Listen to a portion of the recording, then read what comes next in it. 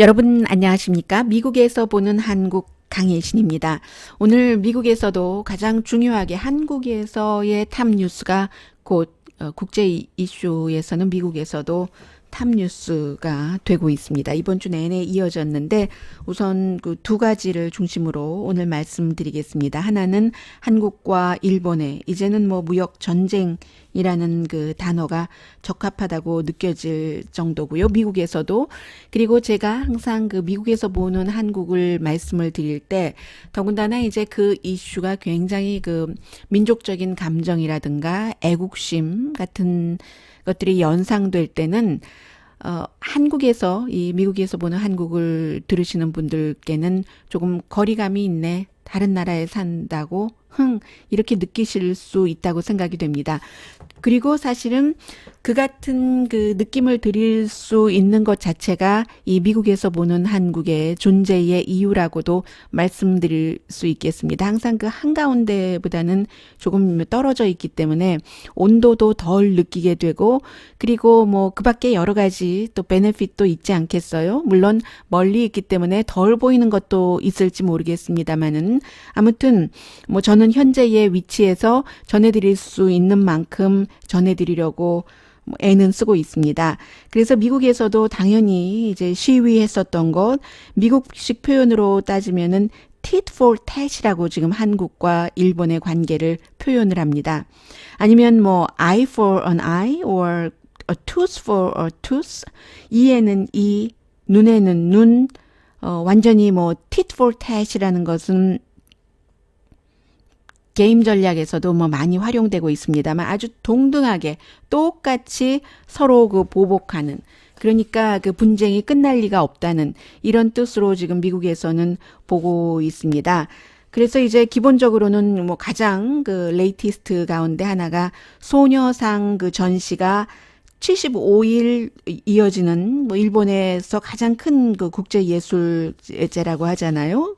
그 아이치 그 트리에니얼, 여기서 사흘 만에 이제 그 내려진 것, 그것을 미국에서도 보도를 하고, 미국에서 보도할 때는 뭐 일본의 도쿄 뉴스라든가 아니면 뭐 홍콩의 뭐 여러 매체들도 인용을 하는데, 여러분께서 다 알고 계시는 것처럼 이 소녀상 전시가 일본에서 이 주최 측이 내린 이유에 대해서는 전화로도 이메일로도 협박을 너무 많이 받았다. 팩스로도 협박을 받았는데 어떤 협박이냐면 이 소녀상을 치우지 않으면 개솔린을 가지고 가서 박물관을 뭐 불태워 버리겠다던가 이런 일들이 일본에서는 얼마 전에 그 망가 그 회사가 역시 이런 테러를 당했기 때문에 주최 측에서는 심각하게 받아들일 수밖에 없다. 우리도 원래 이 소녀상 전시를 하기로 결정한 것은 표현의 자유라는 것을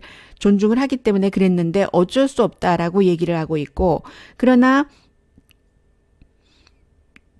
이 그 위협이라기보다는 뭐 여러 가지 이런 큰 전시에는 국가의 지원도 들어가고, 그리고 이 전시가 열리는 지역의 어떤 그 정치인의 성향이라든가 이런 것들 때문에 한국에서는 이것은 그런 그 테러 위협이라기보다 진짜 위험은 다른 데 있다. 정부의 압박이다. 그렇게 후질 수가 있느냐 이런 지적을 하고 있고, 미국에서도 역시 일본 저널리스트인 투수다 나이수케 씨 같은 경우 이번에 그 트라이애니얼 이 전시의 어떤 부분이겠죠. 디렉터로 일하고 있는데 도저히 이것은 최악의 검열이다. 표현의 자유를 무시하는 그런, 일본에서 일본인이면서 이제 그런 기자회견한 것도 미국에서 그대로 전해집니다. 그래서 기본적으로는 이 주최 측의 경우는 소녀상 같은 것을 보고도 관람객이 스스로 판단을 해라.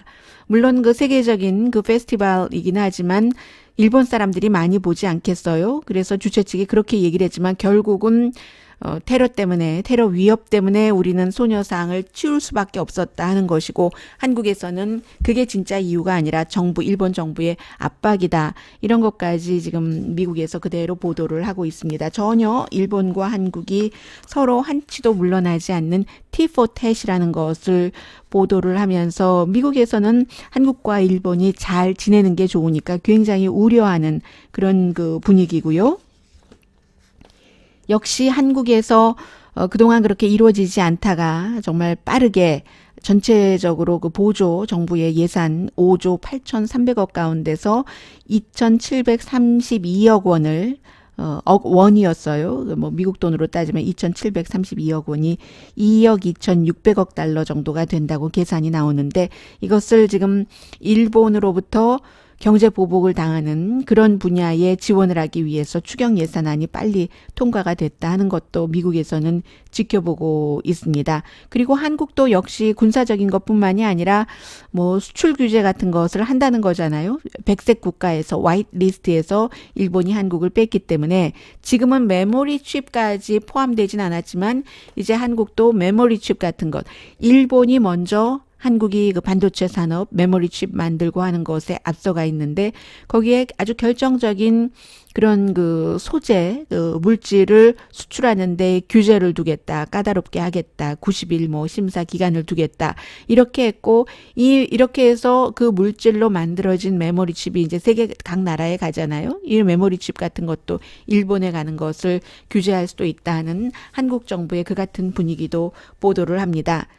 그리고 이제 중요한 것은 만약에 이 화이트리스트로에서 한국을 그 뺀 일본의 그 조치가 시행이 된다면 그 조치가 시행이 되는 날이 곧 또 군사정보보호협정 미국이 원했고 일본과 한국 그리고 나아가 나중에는 이제 미국까지 3국이 북한의 위협으로부터 어떻게 막을 수 있는가 뭔가를 위험 요소를 해서 정보를 교환한다는 이것이 이제 2016년도에 미국의 주도로 이루어졌는데 그것을 한국이 탈퇴를 하겠다. 왜냐하면 자동적으로 8월 24일에 자동적으로 이제 이게 리뉴되는 것인데 그걸 없애겠다고 하잖아요. 그래서 일부 그 어린 분들은 그 이름 자체를 지소미아라고 부르니까 한국말로는 군사정보보호협정이고 일본말인가 보다 하는데 그게 아니라 영어의 약자죠. General 그 안보니까 Security of Military Information 해서 맨 앞에 General E, 뭐 S, M, I 이런 식으로 해서 지소미아 한국말로는 군사정보보호협정을 한국도 이제 이렇게 자동적으로 연기하지 않을 수도 있다는 것을 지금 보이고 있고 이 점은 미국이 굉장히 더 우려하고 있기 때문에 앞으로 8월 5일이니까 시간이 조금 남아서 미국이 뭐 중재를 조금 하는 듯한 모습을 제스처 정도는 보여줬는데 더 좀 깊이 들어갈지 많은 전문가들은 미국이 깊이 들어가서 과거에 그 박근혜 전 대통령과 아베 신조 일본 총리가 서로 보지도 않고 그 당시에 아베 신조 일본 총리는 만나기는 하자라고 얘기했는데 박근혜 전 대통령이 전혀 그런 것에 호응하지 않았고 그때 이제 미국이 다리를 놓고 했었을 때처럼 지금도 그래야지 된다는 주장이 미국에선 많고요. 그렇게 다리를 놓고 나서는 박근혜 그 전 대통령이 위안부 협상에 있어서 위안부 그분들의 당사자들의 말은 전혀 듣지 않고 굉장히 일본에 좋게 그 협상을 했기 때문에 그게 지금까지도 뭐 화이트리스트 그 전에 특별한 물질을 일본이 한국에서 수출하는 것을 규제하는 여기까지 오게 된 거죠. 징용 대법원에서의 그 판결과 함께 그리고 많은 사람들이 지금 미국에서도 한국에서도 오해를 하고 계시는데 오바마가 이 위안부에 대해서 박근혜 대통령이 한 결정처럼 하라고 했다. 절대 그렇지 않습니다. 둘이 잘 지내보라고 했고 결정적인 것은 그 한국과 일본이 알아서 결정하라고 했는데 결정을 잘 못했다면 그건 잘못 결정한 한국의 책임이지 오바마 대통령이 그렇게 해라. 그 위안부 할머니들 얘기도 듣지 않고 그렇게 말한 적 정말 없습니다. 그리고 오바마는 그 당시에 한국을 가고 일본을 방문해서도 오디오 클립을 찾아보시면 있습니다. 위안부 문제는 당사자인 위안부 할머니들의 말을 들어서 그대로 하는 것이 가장 적절한 답이다라고 얘기를 했거든요. 잘 지내라고 했지 합의를 그렇게 만들어내라고 하지 않았습니다. 그거 가짜 뉴스고요. 아무튼 이제 이런 형태로 한국에서 지금 뭐 일본에 대한 반일 감정이 애국심이다 하는 것과 어떤 그 동격인 단어가 돼버려서 경제적인 타격에 대해서는 뭐 단기간 뭐 당연히 타격을 받겠죠. 그런데 이제 얼만큼이다 하고 확실히 나오기는 힘들고, 일본에서도 점점 그 반일 감정이 조금 그 강해지는, 아니 반한 감정이 강해질 수밖에 없는 분위기로 지금 가고 있잖아요. 한국 사람들은 80%가 아베 신조를 안 믿는다고 하고, 일본인들도 한국에 대한 규제를 뭐 그 정도 숫자가 그 정도 이상이 되기도 하고, 어떤 여론조사에서는 지지한다고 하고, 이게 이제 굉장히 동북아시아의 여러 가지 뭐 평화라던가 또 미국이 그리는 그 그림에서는 나쁘고, 그래서 왜 미국 단어에서 glee라는 단어가 있잖아요. GLEE라는, 좀 고소해하면서 쳐다본다고 할까요? 중국이, 한국과 일본이 싸우는 것은 미국에 나쁘기 때문에, 그리고 지금 요즘에는 그 중국은 일본과 아베 신조가 아주 영리한 외교를 하고 있어요. 한국에서는 아베 신조 일본 총리를 미워하는 분위기가 많기 때문에 그가 미국의 머리만 조아리고 아무것도 얻어가는 것이 없다 하지만 결코 그렇지 않습니다. 아베 신조 일본 총리가 미국의 머리를 조아리면서 얻어간 것도 있고, 그리고 또 동시에 러시아의 푸틴도 만나고 시진핑도 만나고 인도도 방문하고 하면서 아베 신조는 다각적인 외교를 하고 있습니다. 어느 한 군데에 완전히 그 올인하는 것을 하지 않거든요. 그래서 그 점은 그 오해하시는 분들이 조금 그 현상을 제대로 파악을 하시는 게 좋을 것 같습니다. 아베 신조가 예뻐서가 아니라, 아베 신조가 됐건 또 시진핑 아니면 그 도널드 트럼프 대통령이 되었건 그 사람들이 지금 어떤 형태로 국제 정책을 이끌어가고 있다. 적어도 시진핑과 아베 신조는 즉흥적으로 어떤 그 외교 관계를 그 맺어가거나 시행하지는 않죠. 그림이 있는 겁니다. 자신의 당대에, 그리고 이제 그게 그 이후에 본인의 후계자에게 어떻게 가는가, 이런 그림이 다 있어서 아무튼 그렇고요. 양쪽이 다 뭐 민족주의, 국수주의 같은 것이 지금 한국과 일본에서 확 올라갔는데, 이번 주에 그 데이비드 그 리헨이라고 와세다 대학교의 대학원의 교수가 로스앤젤레스 타임즈에 기고문을 보냈는데, 그 기고문에서는 아베 신조 일본 총리를 상당히 그 비난을 했습니다. 과거로의 회귀, 이것을 노스텔지아, 그 어떤 향수라고 표현을 했고, 그리고 그 내셔널리즘, 민족주의 내지는 국수주의, 이런 것이 아베가 지금 보수적인 사람들에게 어필하는 것이다. 평화 헌법을 바꾸고 일본도 이제 뭐 군사적으로 스스로 무장을 할 수 있는, 트럼프 대통령 들어와서 5만 명 넘는 그런 뭐 주일 미군을 철군시키겠다고 위협도 하고 있고, 또 한국의 입장과 일본의 입장이 또 다를 수도 있는 거죠. 물론 아베 신조 일본 총리가 그 아버지와 할아버지 제국주의의 뭐 전쟁을 일으켰고, 야스쿠니 신사참배, 야스쿠니의 뭐 기타 등등 여러 가지 스토리가 있는 가족사가 있는 것도 사실이지만, 일본과 한국이 공통적인 점이 있다면 한국도 그렇고 일본도 그렇고, 지금은 그 방위력이, 일본이야 뭐 2차 대전 그 이후에 본인들이 그 방어는 할 수 있을 때 다른 나라를 공격할 수 있는 그런 여지는 전혀 남길 수 없도록 한 게 평화헌법이잖아요.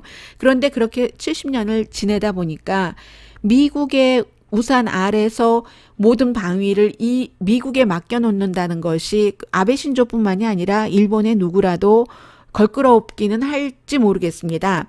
그렇겠죠, 당연히. 지금 한국에서도 한국의 보수가 미국을 그렇게 좋아하면서 트럼프 대통령을 처음엔 너무 좋아했었죠.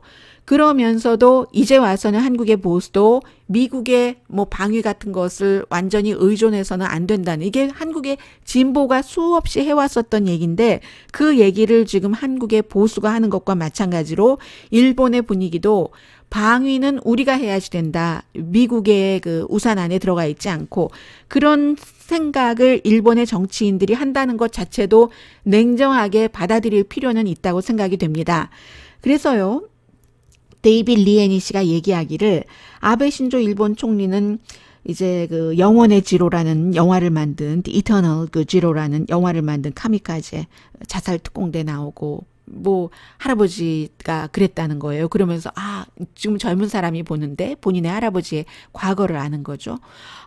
이게 국가가 이렇게 해서 오늘날까지 이어지는구나 하면서 젊은이들에게 이제 애국심 같은 것을 확 키워준다는 건데, 야마자키 타카시라는 감독, 이 감독을 내년에 이제 도쿄 올림픽에도 그 감독을 통해서 개막식으로 이제 뭔가를 딱 그 젊은이들을 마음속에 희생, 과거에 세대가 있었던 헌신 같은 것을 쭉 불어 넣어준다는, 이제 이 감독이 Always Sunset on Third Street이라는 3부작 망가도 만들었는데, 2차 대전 이후에는 또 우리의 지금 일본의 적어도 중년층 이상의 세대가 어떻게 나라를 사랑하고 나라를 사랑하는 것을 표현을 했는가 하는 것을 보여준 망가인데, 이 사람을 통해서 이제 아베 신조 일본 총리는 올림픽으로 민족주의, 젊은이들에게 역사를 다시 생각하게 하고, 뭐 일본이라는 나라가 세계 무대에서 다시 또 힘을 잡고 하는 이런 것을 펼쳐가고 싶다는 게 아베 신조의 야심이라는 거죠. 물론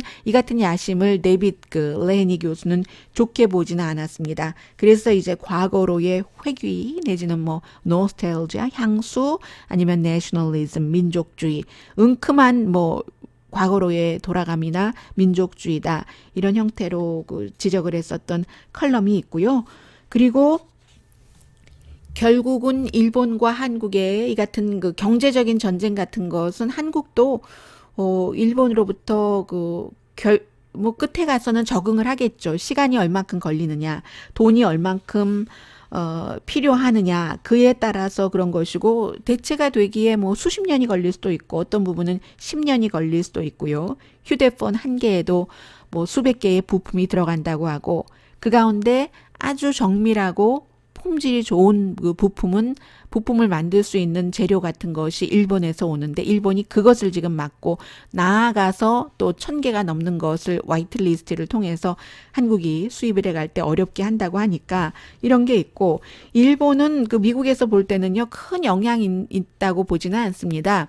일본은 뭐 일본 제품들을 한국 사람을 포함해서 미국 사람들도 굉장히 좋아하거든요. 디테일하다고. 예를 들어서 미국 사람들 얘기하는 거 들어보면은 일회용 비닐 장갑 같은 것이요. 남성들과 여성들이 염색할 때도 많이 쓰고 음식을 만들 때도 많이 쓰는데, 일제는 일회용인데도 불구하고 절대로 끝에가 터지는 법이 없고, 그 밖에 뭐 다른 중국이나 뭐 한국도 포함해서요, 다른 나라에서 오는 것은 막 그게 터져서 뭐 물감 들일 때 물이 들고, 또 뭐 김치를 버무릴 때 금방 터져서 손에 뭐 고춧가루 물이 들고 이런다고들 한국 사람도 얘기하고 미국 사람들도 얘기를 하거든요. 그래서 일본 제품을 미국 사람들 굉장히 좋아합니다. 그래서 일본에서는 뭐 한국 품이 그렇게 크게 많이 수입이 되지 않으니까 영향이 별로 없고, 관광도 마찬가지예요. 한국 사람이 일본에 더 많이 가지 일본 사람이 한국에 더 많이 가는 건 아니니까 그런 면이 있고, 대신 그러니까 항상 일본이 한국에 대해서 무역 흑자를 보는 거죠. 한국이 무역 적자. 근데 무역 적자는 항상 나쁜 건 아닙니다. 미국도 트럼프 대통령이 무역 적자를 없애야 된다고 얘기를 하지만, 대신에 그 무역 적자가 되는 것과 다른 방면으로 또 혜택을 보잖아요. 달러에 뭐 여러 가지. 그리고 그렇게 해서 이렇게 소비재는 사다 쓰고 다른 것을 또 적자를 보는 나라에 뭐 팔기도 하고, 뭐 여러 가지 군사 장비는 또 무역 거래 돈에 플러스 마이너스에 들어가지 않고, 한국도 마찬가지로 일본과 무역 적자를 보지만, 그러나 그렇게 해서 수입한 여러 가지 소재를 가지고 중간 것을 팔고 중국에 팔아서 또 이득을 보고, 중국은 또 그런 것으로 완제품을 만들어서 미국에 팔아서 이득을 보고, 미국은 그러면 중국의 완제품을 수입하는 것에는 마이너스를 받지만 다른 것에 또 플러스가 있고, 다 이기고 이기는 이런 식으로 돌아가는데, 일단 기본적으로 보이콧에 있어서는 일본은 이제 큰 영향을 받지 않는다. 그리고 대신 이제 오히려 대만이나 중국이 지금 좋죠. 왜냐하면 중국 같은데 한국에서 오는 관광객의 숫자가 줄어들었기 때문에 중국에서 이제 더 관광객을 오라고 한다던가, 아무튼 이런 분위기 조금 한국에서 이 방송을 듣고 계시는 분들이라면 뭐 냉정하게 보실 필요도 있을 것 같고요. 그래서 결국은 이런 것을 볼 때 아시아의 떠오름은 끝났다라고까지 결정적으로 판단하는 전문가들도 생기기 시작하거든요. 분쟁이 너무 많고 경제는 주춤하고 정치 상황도 아주 어지럽고 뭐 포린 그 팔러시에 이번 주에 뭐 쓰여진 기고문이기도 한데요. 얼마 전에 다 잊었어요. 요즘에 너무 아주 그 심각한 일들이 많이 일어나서 그 독도 쪽 그쪽에 그 영공도 그렇고 또 어떠한 그 방위 우리 여기까지가 우리 해상이야라고 정해놓은 방공 식별구역 같은데 뭐 그 부분에 중국과 러시아군이 합동 군사 훈련을 하면서 넘어왔고 거기에 한국과 일본이 또 개입되고 이런 일이 있고 중국 경제도 슬로우 다운하고 홍콩에서의 시위는 계속 강해지고 미국 대통령은 홍콩에서 시위하는 사람들 보러 그 민주주의 시위대라고 얘기하지 않고 폭도들이라고 라이엇이고 폭도들이라고 부르고 이런 그 여러 가지 한국과 일본의 새로운 냉전이라고 표현하고 있는데 이게 그 아시아에서 별로 아시아의 미래에 좋지 않다 하는 얘기들 많이 나오고 있고요. 그리고 역시 그 아시아의 그 외교 정치를 많이 다루는 잡지 더 디플로맷은 중국에서부터 지금 잘못된 교훈을 한국과 일본이 배우고 있다 하면서 이 사진에 나온 게 제가 지금 그 이 사진을 여러분들께 쓰려고 하는데 독립운동은 지금 녹음을 하고 있는 중이기 때문에요. 독립운동은 못했어도 불매운동은 한다. 이런 어린 학생들 한국에서 불매운동을 하는 그런 사진이 실렸는데 라이벌을 위협이라는 전략으로 그 하는 것 이거 결코 좋은 게 아니다. 이게 이제 중국이 지난 20년 동안 계속 써왔다는 것이에요. 외교가 뭐가 마음에 안 들 때 경제적인 무기를 가지고 했다는 얘기죠. 뭐 많죠. 일본 상품 보이콧도 중국에서 뭐 하기도 했었고 사드 때문에 한국에 얼마나 힘들었어요. 그런 것들. 뭐 기타 등등. 그런데 결국은 이게 그 좋지가 않다 하는 내용들을 상당히 강조하고 있고요. 일본에서 한국은 그 뭐 부품 수입이 안 되면 GDP가 굉장히 떨어지고 한국경제연구소의 자료를 인용을 해서 보도를 하는 겁니다.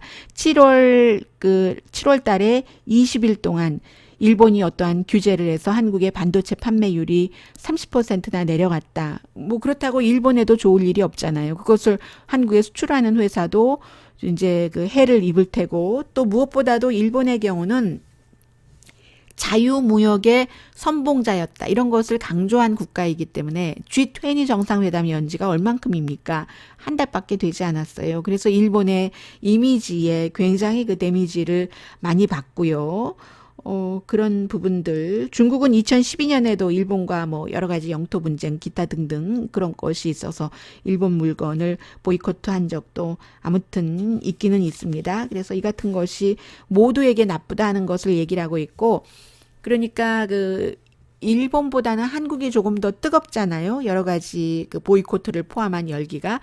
해서 한국의 입장과 일본의 입장과 또 미국처럼 제가 지금 방송하는 그 떨어진 곳에서 제3자로서 제3자의 이익을 계산할 때의 그 잣대라든가 볼 수 있는 그 스크린 같은 것이 전혀 다르다는 것은 말씀드리면서요.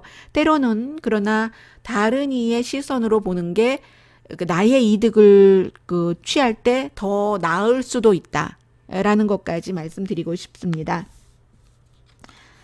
네, 그리고 이제 북한 이슈로 가면은 원래 리용호 북한 외무상이 지금 미국은 사실은 그 멤버는 아니에요. 그 동남아시아 그 안보 포럼 그 아세안 그 포럼의 멤버는 아니지만 뭐 업저버 자격으로 가서 리용호가 오리라고 생각은 하진 않았지만 그래도 좀 왔으면 하고 미국의 마이크 폼페오 국무장관이 굉장히 기대를 했었고 북한 대사 또 스티브 비건도 마찬가지였습니다. 그런데 끝내 오지 않았고 그 사이에 오히려 그 북한은 미사일 테스트를 또 했잖아요.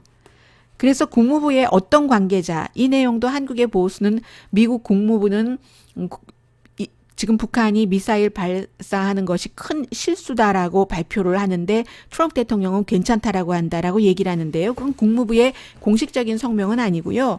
뭐 일부 그런 얘기가 뭐 이름을 밝히지 않는다던가 뭐 그런 사람들을 통해서 나오고 있다는 겁니다. 그래서 북한이 계속 이렇게 미사일 단거리 탄도미사일 테스트를 하는 것은 자해다. 뭐 이 가운데 단거리 미사일 테스트인지 아니면 또 다른 형태인지 여기에 대해서는 조금 이견이 있기는 있습니다만 어쨌든 그래서 이 아센 그 멤버가 그 10개국 뭐 러시아, 중국을 포함해서 그런데 이제 미국은 전략적인 파트너로서 여기에 그 참여를 한 거죠. 그런데 전혀 성과는 없었고 그 마이크 폼페오 국무장관은 그럼에도 불구하고 실망스럽지만 언제나 북한과 대화하기 희망한다라고 얘기를 했고요. 이번에 마이크 폼페오와 4명이 갔거든요. 스티브 비건을 포함을 해서 뭐 꼭 미국뿐만이 아니라 이 회담을 그 안보 포럼을 주최한 타이도 그 다른 국가들도 북한에서 오지 않고 또 그 미국이 북한에 이렇게 매달린다고 할까요? 그런 모습을 보면서 조금 놀라기도 했다는 게 여러 매체를 통해서 전해지고 있고 그리고 이제 트럼프 대통령이 북한이 자꾸만 이렇게 미사일 테스트를 하는데도 그것을 과소평가할 수밖에 없잖아요. 다운플레이 할 수밖에 없죠. 본인의 유일한 외교적인 성과다라고 지금까지는 말할 수 있는 이슈이기 때문에 아니 우리가 뭐 판문점에서 악수할 때 단거리 미사일에 대해서는 단 디귿자도 말한 적이 없고 UN 결의안 위반일 수는 있어도 그러나 점점점 트럼프 대통령이 이렇게 트윗을 하거든요. 그리고 최어맨 킴은 나와의 신뢰를 저버림으로써 나를 실망시키기를 원치 않는다. 김정은 리더십 아래 북한 잠재력이 얼마나 많이 발휘가 될 텐데, 그리고 북한이 잃을 게 별로 없다. 틀릴 수도 없지만, 그리고 그 같은 북한의 잠재력이 발휘되려면 유일하게 트럼프 대통령의 도움이 있어야지 된다. 트럼프 대통령이 이런 얘기 계속하면서 김정은이 북한을 위해서 아주 훌륭하고 아름다운 비전을 갖고 있다. 미국에서는 오로지 나만이 그 비전을 현실이 되도록 만들 수 있다. 김정은은 옳은 일을 할 것이다. 왜냐하면 옳은 일을 하지 않긴 김정은이 너무 똑똑하고 그의 친구인 트럼프 대통령을 실망시키기를 원치 않기 때문이다. 트럼프 대통령의 얘기예요. 이게 그의 친구인 트럼프 대통령을 트윗에 그렇게 씁니다. 프레지던트 트럼프를 실망시키기를 원치 않는다. 이런 얘기를 하니까 미국의 보수는 어떠냐면 요즘에요. 그 미국의 보수 내지는 공화당은 트럼프 당이 됐기 때문에 어떤 형태냐면 한 가지만이라도 트럼프 대통령이 하고 있는 정책을 자기가 마음에 든다 하면은 그것만을 밀고 다 나머지에 대해서는 얘기를 하지 않아요. 그러니까 미치 매코넬 가장 대통령 다음으로 영향력이 있다고 할 수 있는 상원의 원내대표도 트럼프 대통령이 정말로 좀 지나치다 싶게 한국의 진보에서 볼 때조차도 지나치다 싶게 뭐 김정은 위원장이 너무너무 그 국민을 위해서만 일하고 국민을 위해서만은 아니지만 기타 등등 비전이 있고 뭐 이런 얘기를 할 때 한국의 진보에서도 아마 서로 친한 사람들끼리는 그렇게 얘기를 할 거예요. 트럼프 대통령이 좀 그렇긴 그래. 그렇지만 우리는 트럼프를 이용해야 되니까 그냥 이대로 가자가 솔직한 심정 아닙니까? 그렇잖아요. 그러니까 미국에서는 그런 것들을 제3국이기 때문에 조금 더 냉정하게 볼 수 있는 것이고 이 일이라는 게 항상 그런 트럼프를 이용을 해서 해야지 이렇게 해서 성공할 수 있는 확률보다는 사실은 냉철하게 판단을 해서 모든 케이스에 대한 2차, 3차 대안과 시나리오를 다 가지고 있어야만 성공할 확률이 상당히 높습니다. 그래서 이제 제가 지금 한국의 진보가 듣기에도 걸끄럽고 보수가 듣기에도 걸끄러운 말씀을 좀 제3자적인 입장에서 드리는 편이고요. 내셔널 리뷰, 좀 보수적인 잡지죠. 거기에 이제 데이비드 프렌치 씨가 트럼프 대통령이 김정은을 대우하는 것을 키드 글로브 트리트먼트라고 얘기를 하고 있거든요. 키드라는 것은 어린이 키드고 글로브는 장갑 글로브.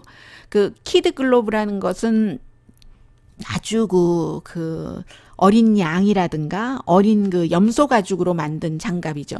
밖에서 미국 사람들 가드닝을 할 때 그 아주 딱딱한 아주 험한 그런 가죽 장갑들 끼거든요. 장미 가시 이런 데 찔리지 않게 하기 위해서. 그런데 키드 글로브라는 어린 양이나 어린 염소 스킨으로 만든 그런 그 장갑은 밖에서 그 아주 거친 일을 할 때 거칠게 막 이 도구 저 도구를 다 쓰고 팍팍 가지치기를 하고 하는 그럴 때 쓰는 장갑은 아니잖아요. 그래서 트럼프 대통령이 키드 글로브 트리트먼트를 김정은 위원장에게 하고 있다는 것은 정말 살살 조심스럽게 아주 그 잘 다루고 있다. 그런데 그 조심스럽게 살살 잘 비유 맞추면서 다루는 사람은 불행하게도 잔혹한 김정은이다라고 표현을 하고 있습니다. 그래서 데이비드 프렌치스 씨는요, 이렇게 트럼프 대통령이 지나치게 어린 그 양가죽, 염소가죽으로 만든 그런 식으로 그런 것은 실내에서만 막 뽐내면서 끼는 거잖아요. 그렇게 김정은을 다루는 것이 김정은의 핵 능력을 강화시켜주고 세계에 나쁜 이미지를 준다. 또 다른 말로는 디플로메시, 외교 by 그 flattery라고 표현을 하는데 아첨의 외교.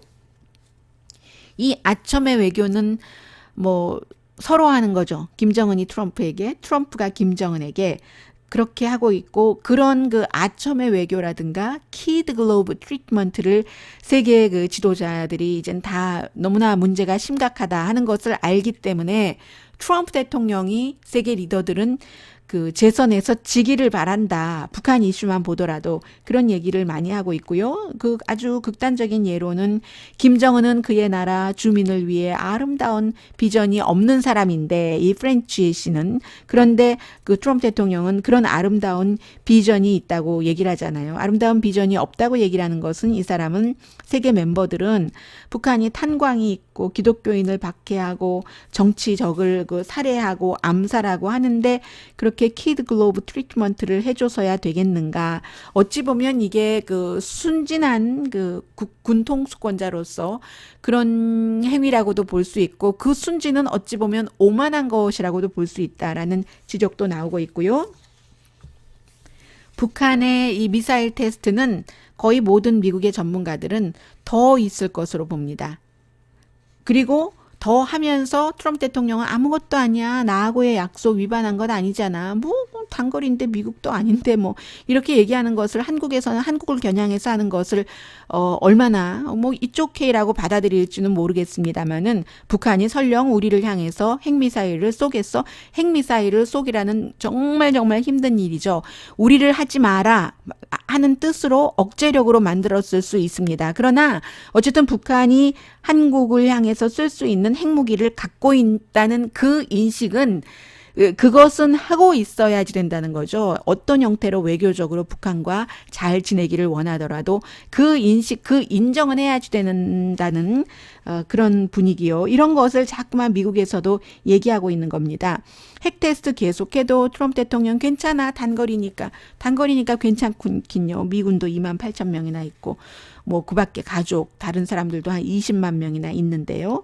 그 사이에 이제 그 김정은이 점점 더 협상력을 강하게 가져갈 것이다라는 얘기. 그렇기 때문에 이번에 누가 그랬었죠? 문재인 대통령과 트럼프 대통령이 김정은에 대해서 어떤 그 협상을 할 때 이제는 그런 것을 제압할 수 있는 능력이 있기는 있는 건지 모르겠어? 라는 그런 지적도 나왔고요.